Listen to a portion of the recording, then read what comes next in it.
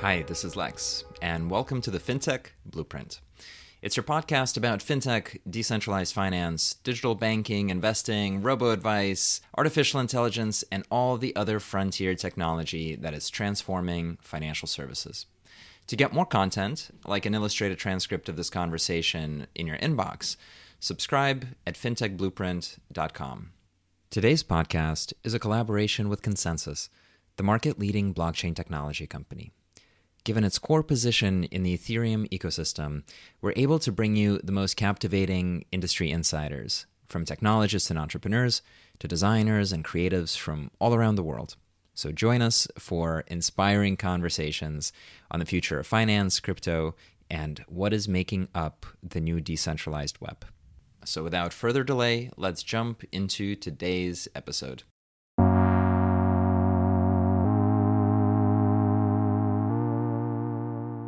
Welcome, everybody. I'm so excited for today's episode. We are going to have a fantastic conversation about the digital asset management and wealth management industry, and we'll talk about a blockchain journey around digital assets in the enterprise space. And for the conversation, we have with us today Ruben, who is the managing director of Allfunds Blockchain and has been part of the digital transformation journey of Allfunds Bank for over a decade, and will open up this topic for us.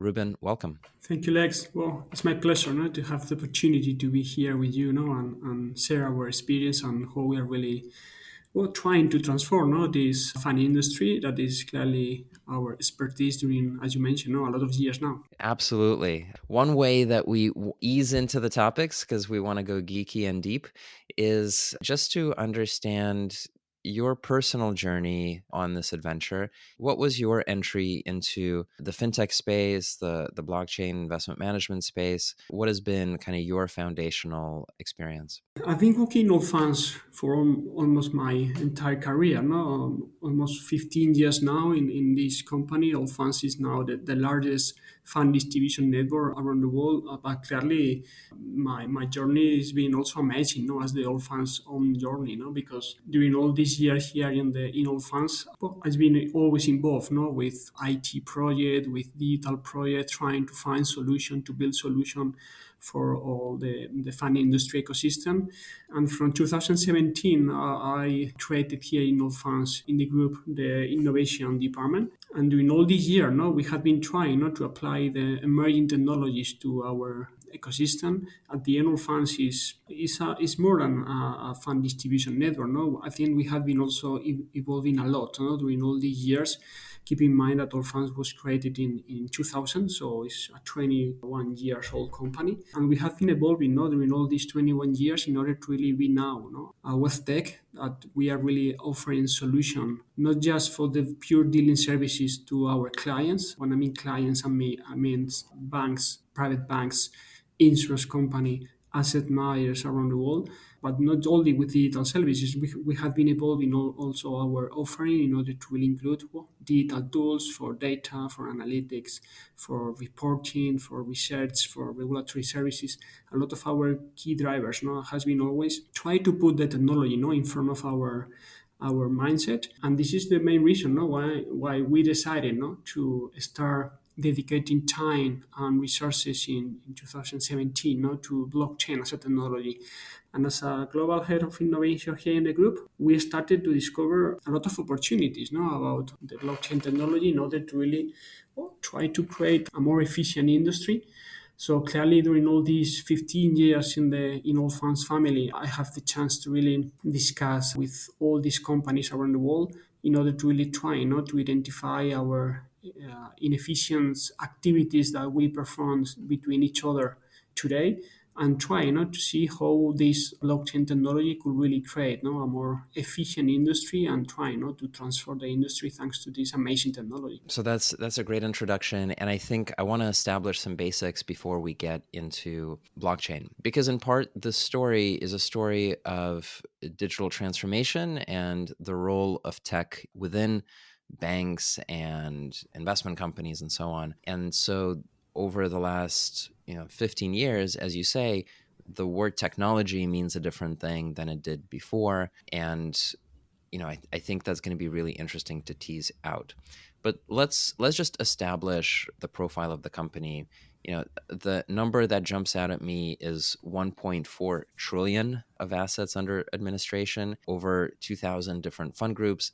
And given that we have a pretty global audience, I'd love to just understand, what is a fund house? What is a distributor? Where do they operate? And like, what's the point of all this stuff? How does it work? Well, at the end, the fund industry, well, it's probably one of the main vehicles, no, in which the people try not to invest their monies in order to get some performance of it, not to get some revenues. Clearly, an asset manager is the company who really, what we call, they create the funds, no. So they decided with the fund managers to receive money from the people in order to start investing it in different products. No, so a fund at the end is a kind of framework in which you can really give your money to a expert fund manager in order that they can really take for you the investment decision to really try to get the most performance for your money. No, and well, there are different products around the world. It's mutual funds, there are ETF, there are now that we will probably talk later about the new crypto funds that are starting to appear. No, so at the end is receiving your money and investing the money in different investment policies. No, so they can really create fixed income funds with a different profile of risk that probably money market fund in which they want to invest in currencies. So at the end, the fund house is a company who really create investment product in order that they can use your money. No?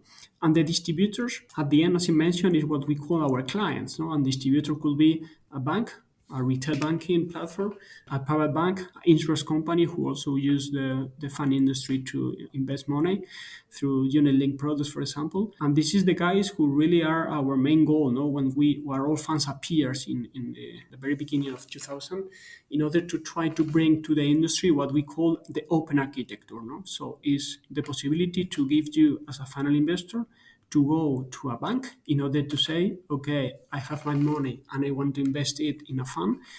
And what we are really bringing to these distributors, to this bank, is the possibility to really have a easy access to any kind of products around the world. No? So as you mentioned, no, we have more than 2,000 fund groups in our platform, and it really creates the possibility for our banks to have access to more than 100,000 funds around the world. No? So it's really opened the possibility to almost invest the money of our clients in every single product that almost exists, no, around the world. No? And at the end is, well, as I mentioned, no, this open architecture was our main goal to really bring to the table, because at the very beginning, the banks, they normally used to commercialize their own products.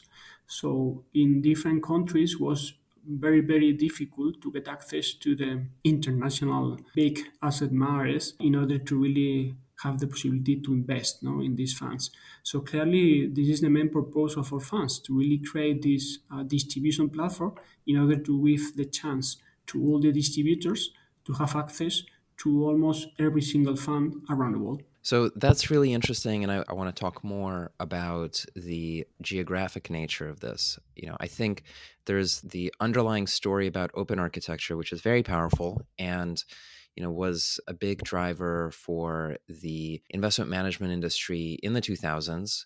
And I think really reflects on a lot of market structure problems in different countries in terms of the maturity of their capital markets. So if you take the United States, for example, the idea that you can get a Fidelity mutual fund or a PIMCO mutual fund or something from Vanguard or BlackRock, you don't have to go to those companies to get it. You can go to some other broker dealer.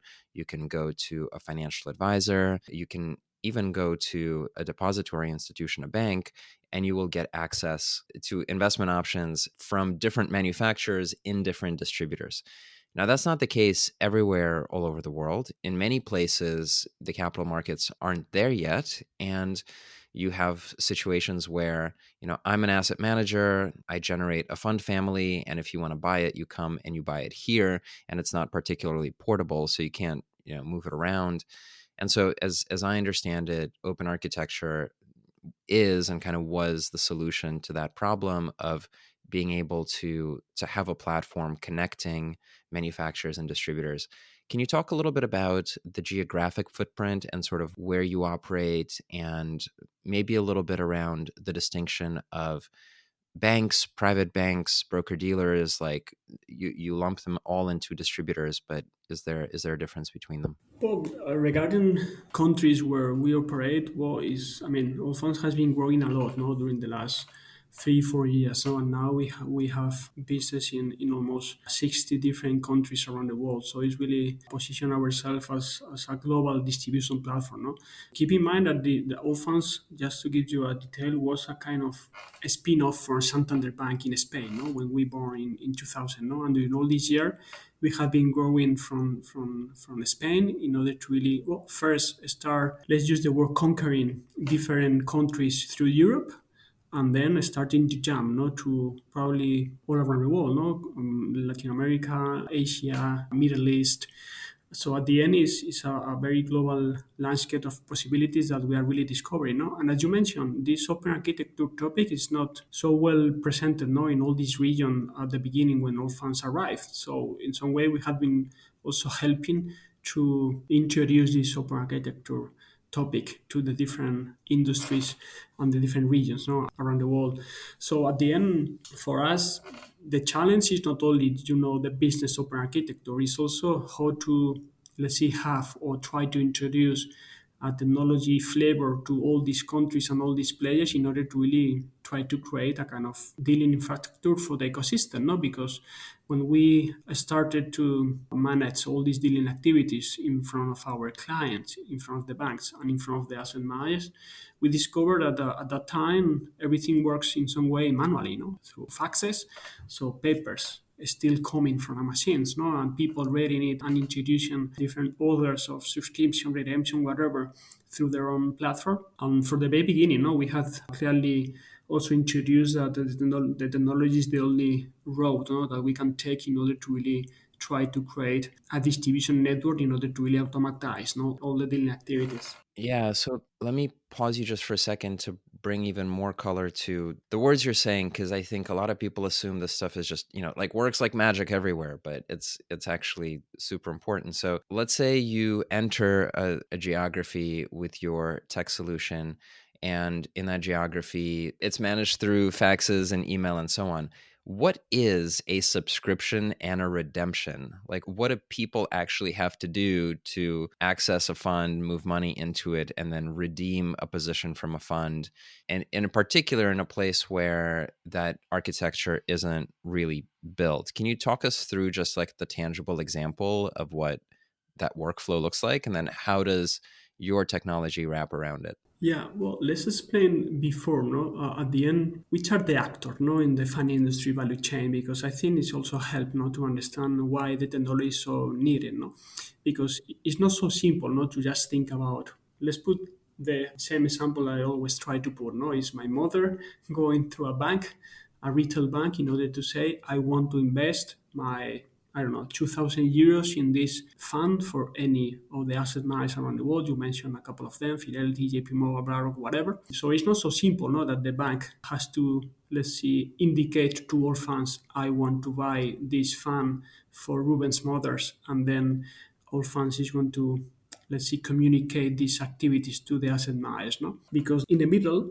there are different players as depositories in front of the banks to manage some part of the business. There is also, well, the fund platform as Allfunds is. There is in some regions, there are CDCs, no, the guys who really manage what we can call the order routing networks.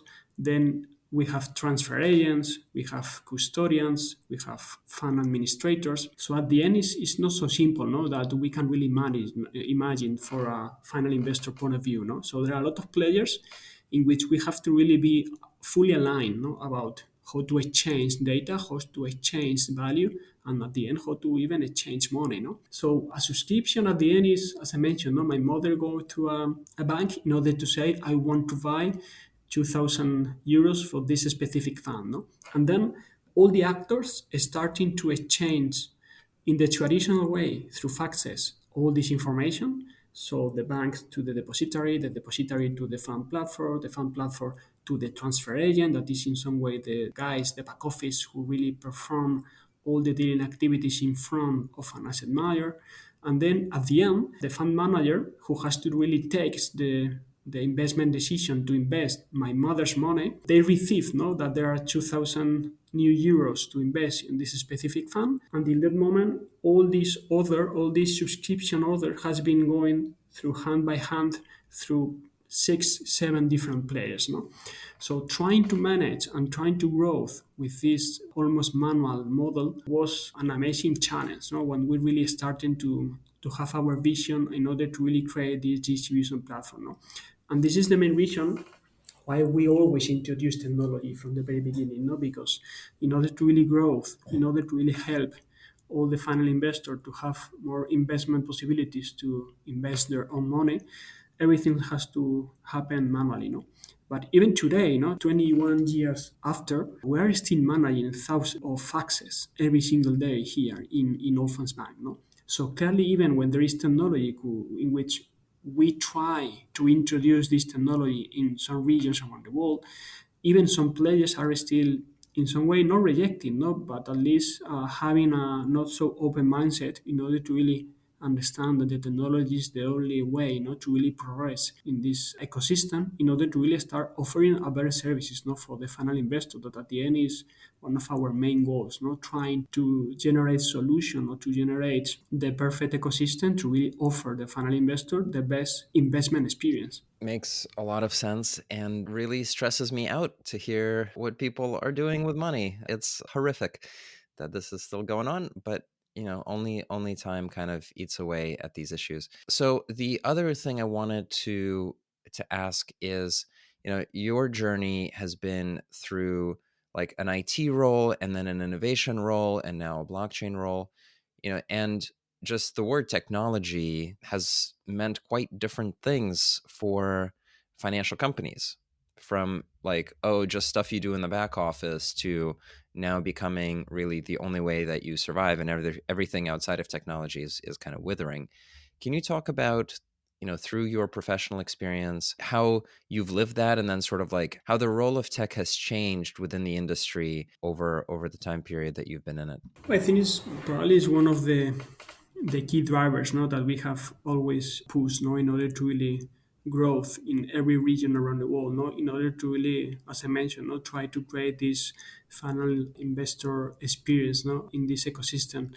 And this is the main reason at the end why we have, even when we have a bank license here, we don't really call us bank. I mean, we are not a bank. Even my mother, I still believe that we are not working in a bank, because at the end we are a web tech, and it really create why we are really pushing so much in the technology. So the technology for us is clearly the most important thing that we have to consider, and this is the main reason why during all this year we have been growing in trying to be always in the forefront, in the innovation in the industry. And this is the main reason why we decided in 2017 to really start dedicating time to the blockchain technology, because at the end, everything started in order to have an idea and have a vision, but then you have to really start testing and learning about this amazing technology. And to be crystal clear, in some way we were starting to think about blockchain as a technology to identify the possibility that it could really brings to all funds as a distribution platform, but also for the whole fund industry, how we can really help all of our clients, all the fund managers, all the transfer agents, all these players through the fund industry value chain thanks to technology.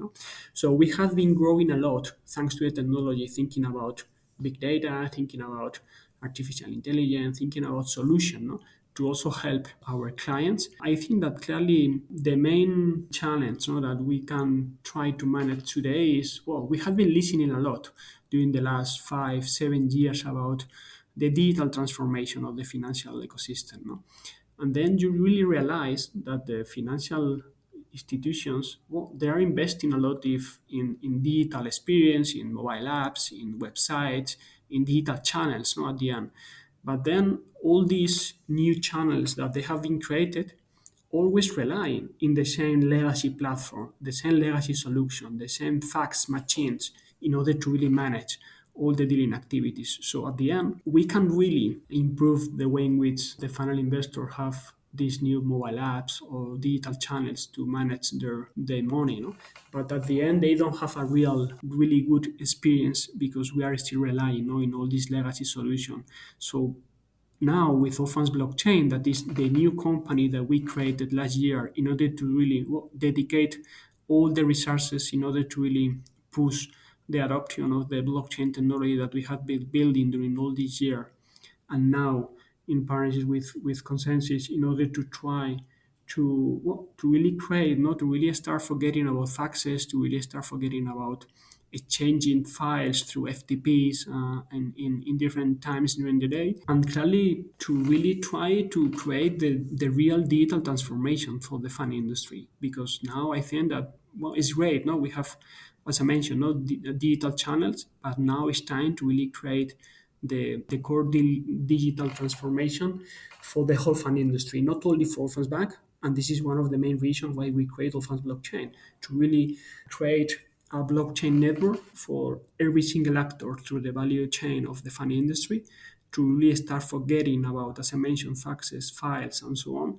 and start thinking about smart contract, real-time access to the data, and this kind of initiative that really blockchain and the main feature of blockchain by default are really bringing for the industry. Super interesting. In looking at enterprise blockchain and applying it to asset management distribution, can you talk about what it is that the ledger is being used for? Like, what's the point? Why do you need a new architecture? I understand that the old architecture of emailing around and faxing is not great.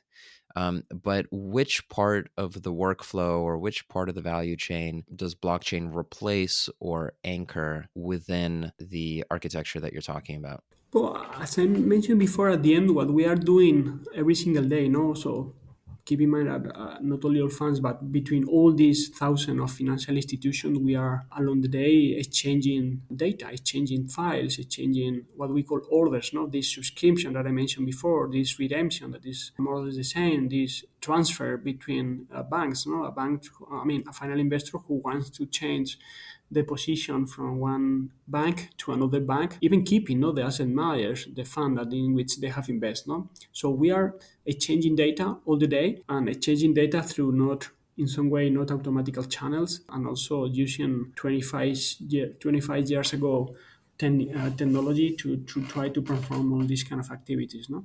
So clearly blockchain appear to really try to put all the actors around the same table. No? So try to create what we call a private or permissioned blockchain network, to really invite to join this network to all these actors through the value chain that I mentioned before. So transfer agents, depositories, asset manager, all the banks, even platforms, not only Allfunds Bank as a platform, but any other platform, even traditional competitor of Allfunds. So Allfunds Blockchain is really trying to transform the fund industry, not only the Allfunds Bank ecosystem of clients, and even including the regulator. So we are even collaborating with some regulators around the world in order to invite them to also understand what are the possibilities that blockchain can really bring here in order to start really creating this final investor experience that I mentioned before. No? So how between the different companies through the value chain, we can now rely in our funds blockchain network,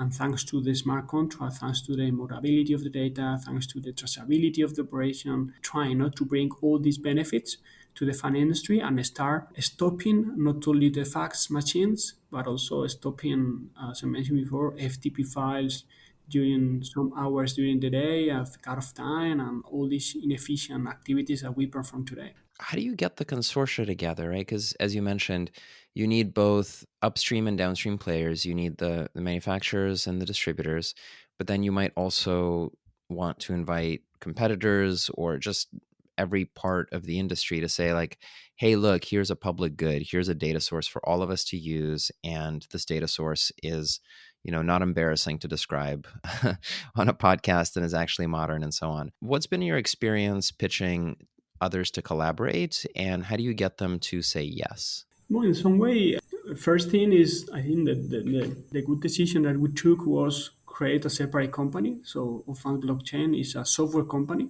We are not a bank. We are not a a distribution platform. It's just a software company with two main roles here. No, the first role is, as I mentioned, to create this private and permissioned blockchain network for the fund industry. So all the financial institutions, it doesn't rely in a public network. It doesn't rely in the Ethereum public network. It's just a fully dedicated network for the fund industry, in which we have our first role is the governance of the network. So we really manage all the governance, we invite all the participants, and we mention.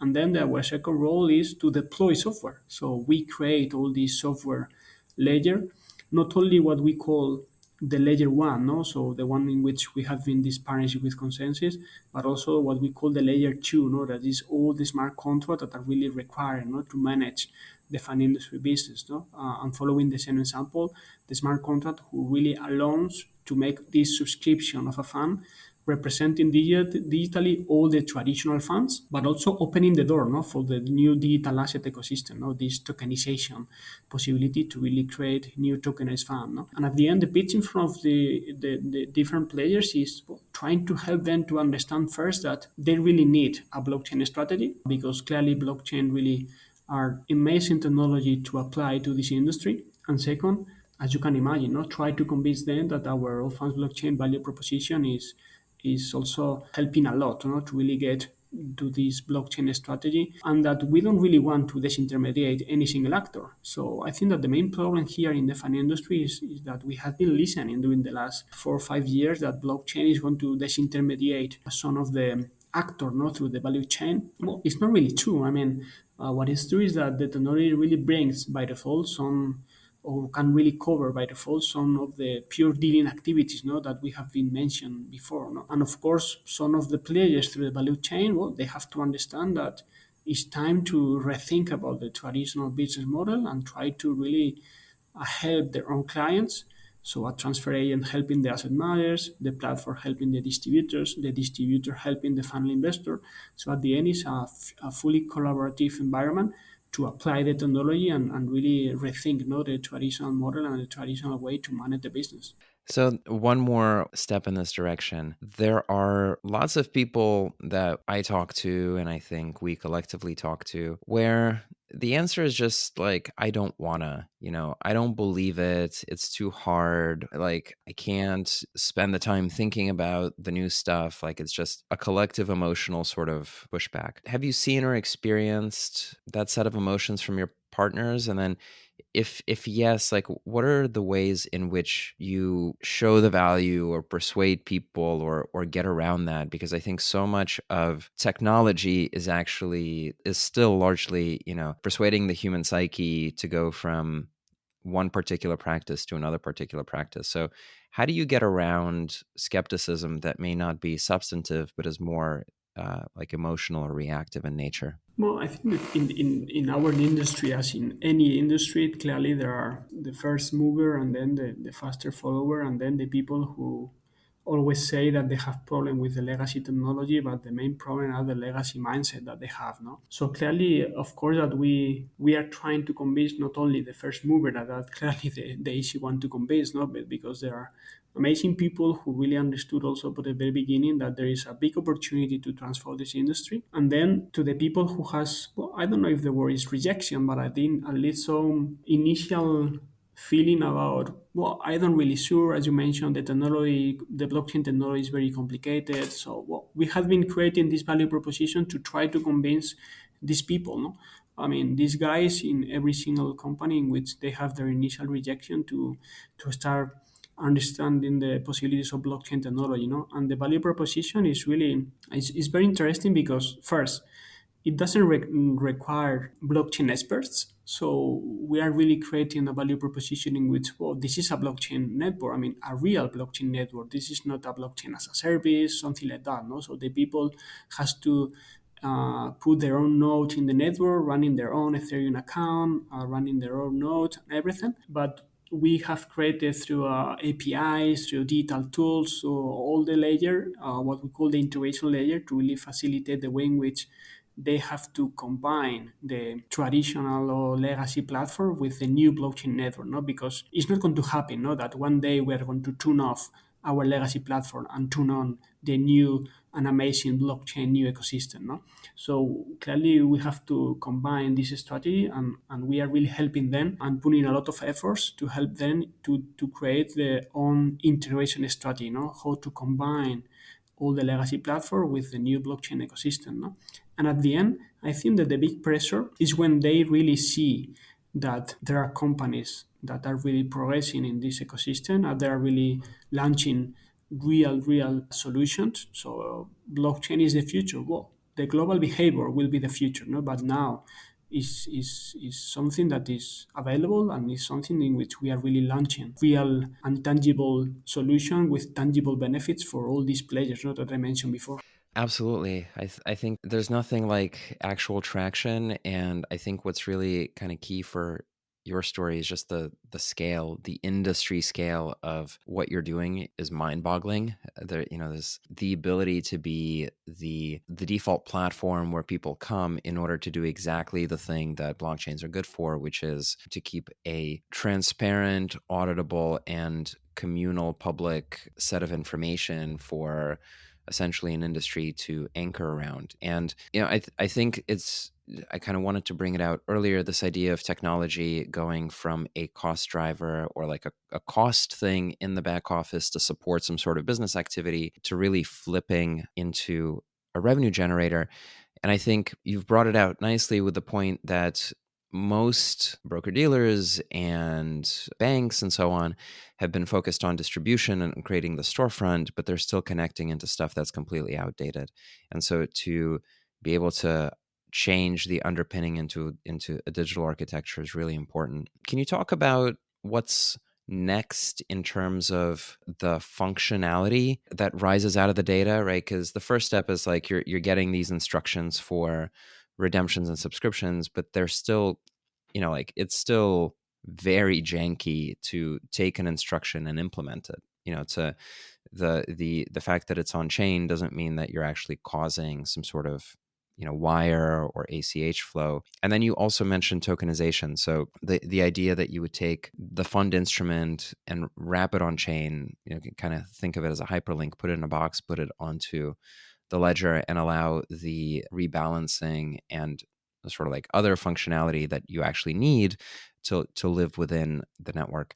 Can you talk about how you see that evolution happening out of the data, out of the instructions, and then into tokenization and into the actual instruments? At the end, what we have started to think about for the very beginning is that the technology has to really support all the business activities. So for us, the technology is the most important thing that we have to really have ready. And really, it's very simple to say, okay, I make blockchain transaction because you just connect two different servers and use two Ethereum accounts and make a transaction. And it's very simple to have a newspaper or whatever news around the world in order to say leading the innovation ecosystem. But what we have started is at the very beginning is for the most important thing, that is the own blockchain technology. And for us, it was an amazing to have this partnership with Consensus. And the partnership with Consensus is also a great milestone for us, because the milestone is clearly to demonstrate the fund industry players that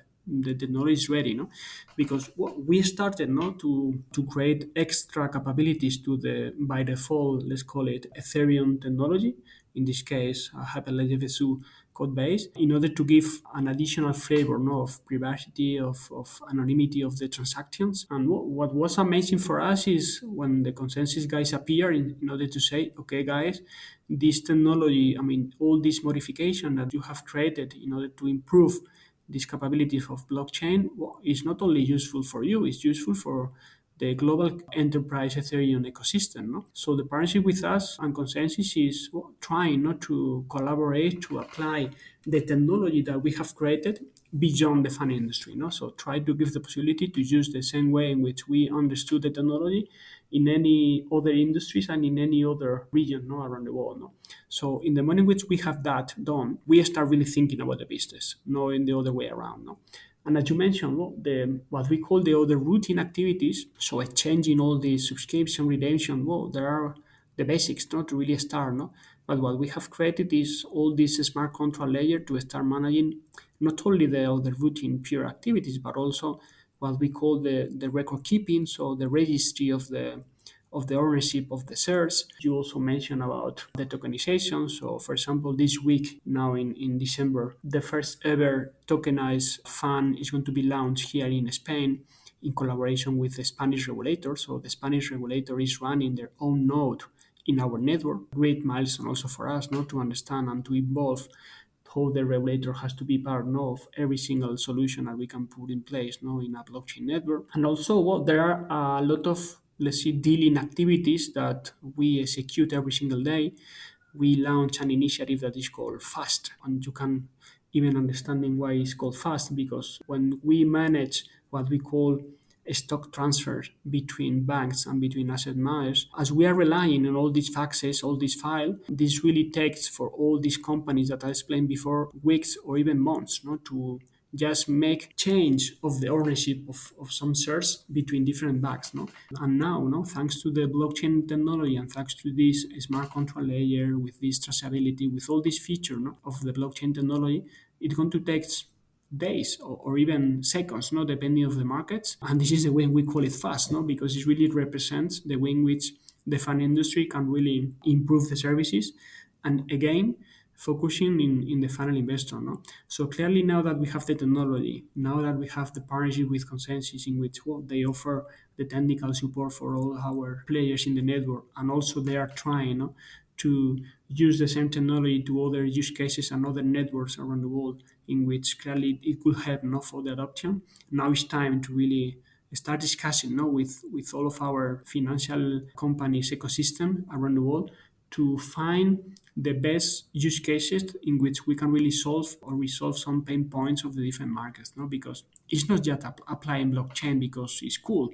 It's applying blockchain where it really makes sense, in which we can really solve problems or create a more cheaper or faster or whatever new possibility that we can really bring to the table.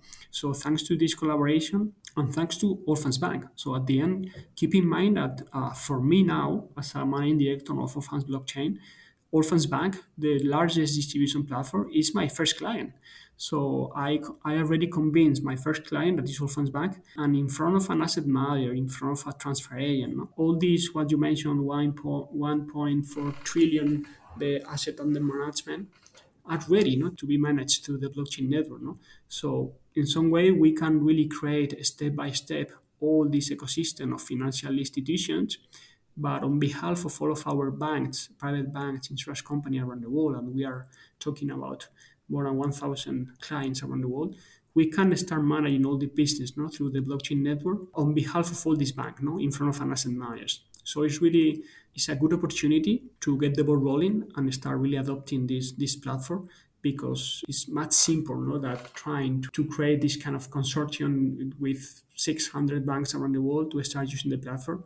Now that Allfunds Bank is already in the network and is ready to manage the business through the blockchain network, and now that we have the regulator and also this, let's see, first mover around the asset manager side. That's very cool. You had mentioned briefly before the idea of crypto funds, and there's a sort of still systemically small, but at the same time growing and more meaningful set of entities that are packaging digital assets that are native to open blockchains, to Web3.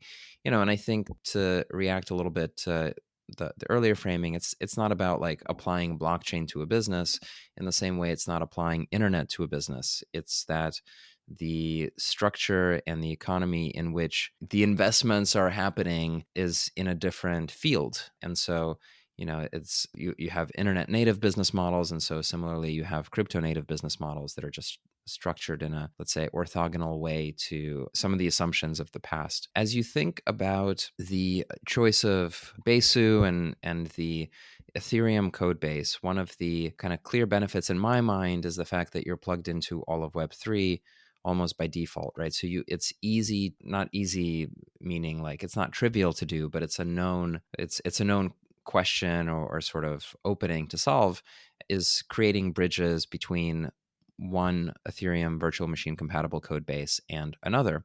And so you have access to something like 200 billion of decentralized finance applications that are running out there in the wild, because essentially the formatting and the standards and the structuring of the code are compatible. How do you think about the evolution, this kind of side-by-side evolution of the permission code bases versus the public code bases, and how do you see the value that's been accruing and created on the crypto native side, interacting with or integrating with some of the things that you're doing over the long term? Well, I think this is one of the amazing question, that we have to even discover not today. So how this new financial ecosystem that is growing step by step, with traditional players or with the traditional asset manager trying to launch ETPs for the moment, or ETF, crypto ETS, crypto ETPs, in order to really start introducing the crypto ecosystem in the wealth management industry, but at the same time, new players, as Grayscale, for example, as one of the ones, or Galaxy, in which they are clearly pushing a lot, to create this kind of product,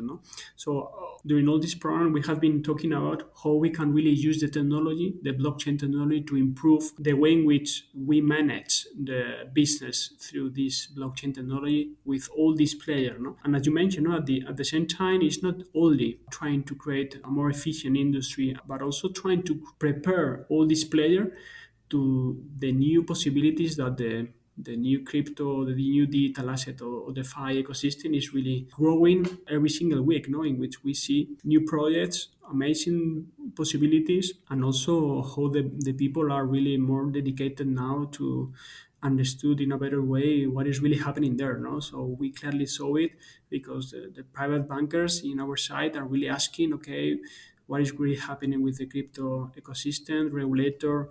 We saw it, how they are really trying not to understood all these possibilities, and also how in some way they are trying to control, let's see, not the jungle, but at least the crypto space, in order to really create a secure and trust environment to start really investing in an institutional way to all this ecosystem. So it's not just applying blockchain to create a better industry, but also to prepare all the players to be ready, to start digesting, all these new products, to start digesting the CDBCs, the central bank digital currencies, different initiative to have this digital version of the money.